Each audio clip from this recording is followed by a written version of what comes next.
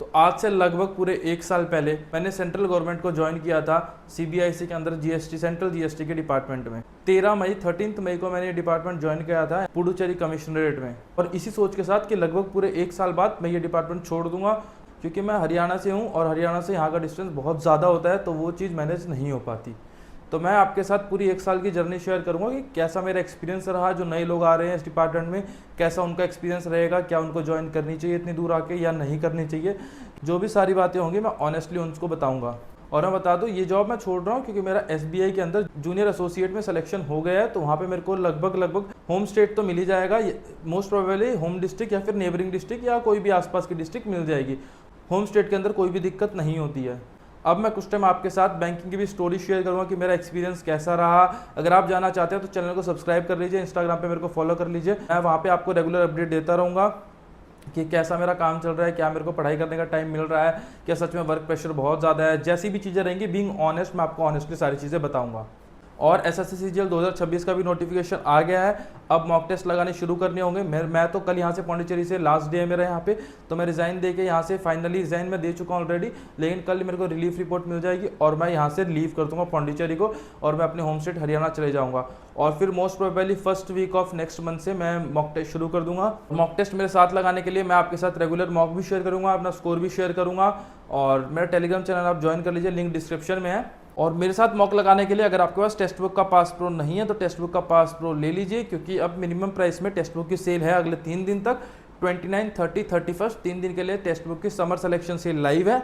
अगर आप मेरा कोड ASPT लगाएंगे तो आपको एक्स्ट्रा 12% ऑफ मिल जाएगा और आप मिनिमम प्राइस में टेक्स्ट बुक पास खरीद सकते हैं। इसी एक टेक्स्ट बुक के पास के अंदर आपको SSC और बैंकिंग दोनों के मॉक टेस्ट मिल जाएंगे, तो घबराने वाली बिल्कुल भी बात नहीं है।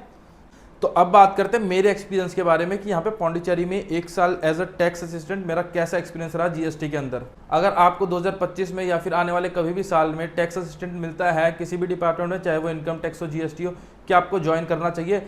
अगर आप मेरी बात मानेंगे तो जी हाँ, आप ज्वाइन कर लीजिए, चाहे आपको ऑल ओवर इंडिया कहीं भी मिले, क्योंकि इस पोस्ट के अंदर आपको सफिशिएंट इतना टाइम मिल जाता है कि आप पढ़ाई कर सकें आराम से, आप अपना वर्क लाइफ बैलेंस मेंटेन कर सकें। क्योंकि इस जॉब के अंदर आपको 2 दिन की तो मिनिमम हॉलीडे मिलती ही है, सैटरडे संडे वीकली, और किसी वीक में एक आधी छुट्टी आ गई गेस्टेड हॉलीडे तो आपको 4 ही दिन ऑफिस जाना होता है।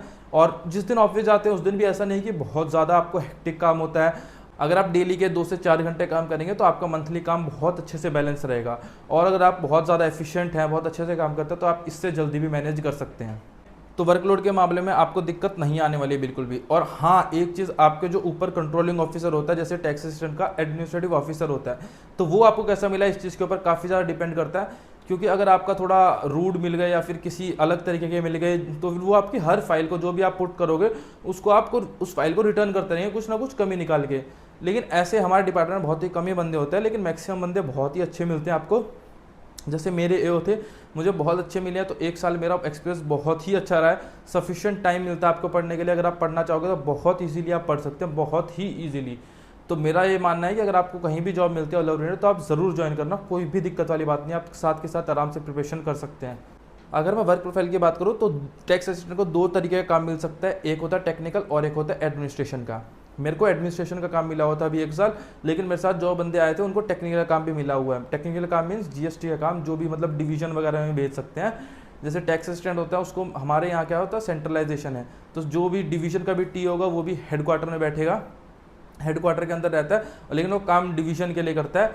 जो टेक्निकल टी होगा वो डिवीजन में जाएगा और वो जीएसटी का काम देखेगा वहाँ के ऑफिसर्स के साथ, जो भी वहाँ पे सुपरिटेंडेंट रहेंगे उनके साथ, इंस्पेक्टर्स रहेंगे उनके साथ मिलकर काम करता है वहाँ का टैक्स असिस्टेंट।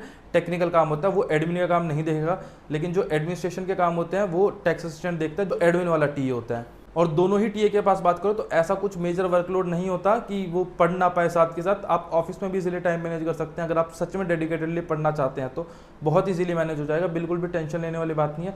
और ऐसा बिल्कुल भी नहीं होता कि आपको कुछ टारगेट मिल रहा है, आपको ये करना ही है इसी टाइम के अंदर, with in this time limit. लेकिन हाँ, वही बात है, अगर आपको AC असिस्टेंट कमिश्नर या फिर सुपरिटेंडेंट, AO एडमिनिस्ट्रेटिव ऑफिसर अच्छा नहीं मिलता है, तो फिर तो कहीं भी कितनी भी पीसफुल जॉब हो वहाँ पर आप काम नहीं कर सकते। लेकिन अगर आपको अच्छा एनवायरनमेंट मिल जाता है, अच्छे ऑफिसर्स मिल जाते हैं, तो बहुत इजीली स्मूथली आप इस जॉब में काम कर सकते हो और अपनी प्रिपरेशन भी कर सकते हैं। तो मेरा SBI जूनियर एसोसिएट के अंदर सिलेक्शन हो गया है। बहुत लोग बोल रहे हैं कि SBI के अंदर काम बहुत ज़्यादा होता है। देखिए, मैं मानता हूँ काम ज़्यादा होता है, लेकिन मैं बहुत लोगों को जानता हूँ जो SBI में काम करते करते दूसरा एग्ज़ाम निकाल लेते हैं और चले जाते हैं।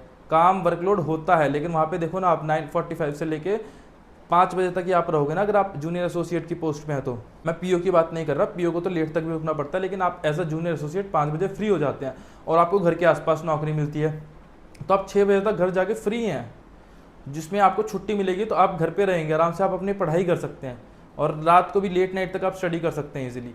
मैं मानता हूँ मेंटल प्रेशर रहेगा, ऑफिस में थोड़ा काम होगा, लेकिन मैंने ऐसे बच्चों को जानता हूँ जो सच में करना चाहते हैं, वो इजीली कर लेते हैं। अगर आपका अभी भी कोई भी डाउट है तो आप मेरे को इंस्टाग्राम पे DM कर सकते हैं या फिर कमेंट सेक्शन में अपना डाउट पूछ लीजिए, मैं ज़रूर रिप्लाई करूँगा। चाहे वो बैंकिंग से लेकर हो, SBI का एग्ज़ाम हो या फिर SSC CGL से लेकर कोई भी एग्ज़ाम हो, तो आप कमेंट सेक्शन में बता देना, मैं आपका ज़रूर रिप्लाई करूँगा।